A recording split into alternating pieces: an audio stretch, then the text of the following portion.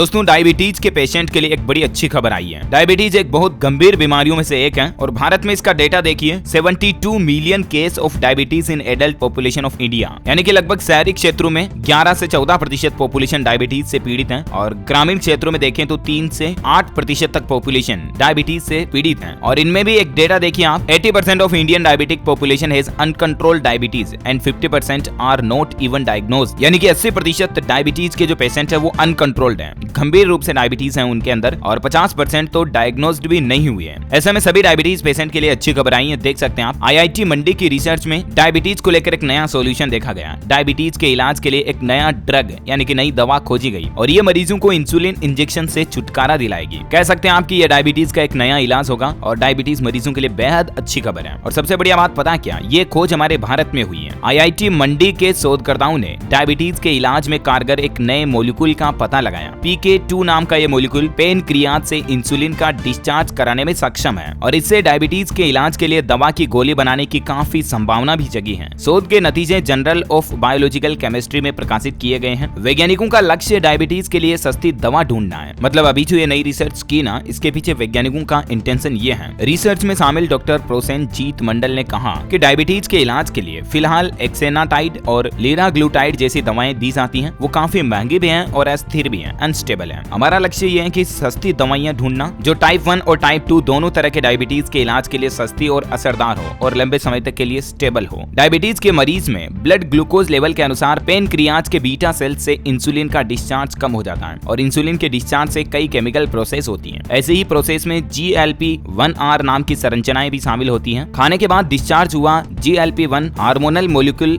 GLP-1 से जुड़ता है और इंसुलिन का डिस्चार्ज शुरू करता है। ऐसे में दोस्तों इंसुलिन के बदले खाने की दवा इस्तेमाल हो सकती है। डॉक्टर ख्याति गिरधर का बताना है कि सबसे पहले मानव कोशिकाओं में मौजूद GLP-1R प्रोटीन पर PK2 के जुड़ने का परीक्षण किया और इसमें यह पाया गया कि यह GLP-1R प्रोटीन से अच्छी तरह से जुड़ने में सक्षम है और PK2 में बीटा सेल से इंसुलिन का डिस्चार्ज कराने की संभावना भी है। और ऐसा में PK2 गैस्ट्रोइंटेस्टाइनल ट्रैक्ट में तेजी से अवशोषित हो गया। ये तो साइंटिफिक लैंग्वेज में जो मैंने आपको सॉल्यूशन बताया। सीधे सरल भाषा में बात करें तो यानी कि वैज्ञानिकों ने जो ये नई खोज की ना PK2 वाली, इससे तैयार दवा की सुई के बदले खाने की गोली इस्तेमाल की जा सकती है। ये दवा ज्यादा सस्ती होगी और ज्यादा स्टेबल भी होगी। दवा देने के 2 घंटे बाद PK2 चूहों के लीवर, किडनी और पेनक्रियाज में पहुंच पाई गई। इसका कोई अंश हृदय, फेफड़े और स्प्लीनन में भी नहीं था। पता चला कि मोलिक्यूल रक्त मस्तिष्क बाधा पार करने में भी सक्षम हो सकता है। ऐसे में दोस्तों इनिशियल स्टेज पर इसका परीक्षण सफल रहा और उम्मीद है कि बहुत जल्द डायबिटीज पेशेंट्स के लिए IIT की ये रिसर्च के द्वारा नई दवा बनाने में कामयाबी हासिल होगी। हमारे भारत को ये दुनिया भर के लिए एक बड़ी खोज होगी और लाखों करोड़ों डायबिटीज पेशेंट्स के लिए किसी चमत्कार से कम नहीं होगी। इस पर आगे जब भी कोई नया अपडेट आएगा तो मैं आपको इसी चैनल DLS न्यूज के माध्यम से बताता रहूंगा। तो ऐसे में दोस्तों आप ऐसे ही साइंस और हेल्थ से जुड़ी रिसर्च के अपडेट पाते रहने के लिए हमारे चैनल DLS न्यूज को सब्सक्राइब करके बेल आइकॉन जरूर दबाए रखिएगा। वीडियो को लाइक और शेयर कर देना। जय हिंद, जय भारत, वंदे मातरम।